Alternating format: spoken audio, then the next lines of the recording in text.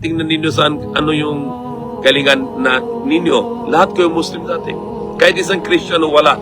Pinakaunang Kristiyano, papunta dito sa bansa na ito, Magellan, Ferdinand Magellan. Siya yung isang unang Kristiyano, 400 years ago. At alam na lahat ng Pilipino, siya yung kalaban, siya yung infiltrators or conquistadors. Sino mamatay kay Ferdinand Magellan? Si Lapu-Lapu. Siya yung pinakaunang bayani.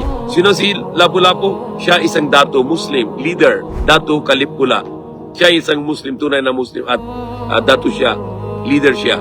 So yung tunay na religion dito sa bansa na ito, Islam, isang Diyos, walang Diyos-Diyusan, walang samba sa mga Diyos-Diyusan. At yung Raja Suleiman dito sa Manila, ng hari siya, yung sultan siya, Raja Suleiman. At tunay na ito na yung pinakaunang bayani, yung hero of the first hero of this land is Lapu-Lapu. Siya din isang Muslim.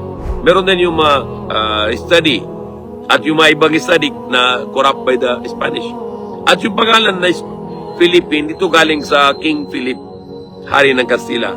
So sabi ko kayo sa mga Filipino, kapatid ng mga Filipino, bakit kayo ng kalayan kung ganun pa rin, dito pa rin ang pangalan ng King Philip? Sako pa rin yung King Philip dahil pangalan ng gamit pa rin. Kaya yung Ferdinand Marcos Sr., gusto niya napalitan ng yung Pilipinas to pangalan Marlica. Dahil Marlica, yung free land, yung tao na kaya tunay na kalayan, yung lugar na tunay na kalayan. Kung Marlicano, yung tao na tunay na may kalayan. So hindi Filipino, yung Marlicano or Marlica. So importante mag-isip kayo, magbasa kayo. Kaya sabi sa Biblia din, seek the truth and truth will set you free.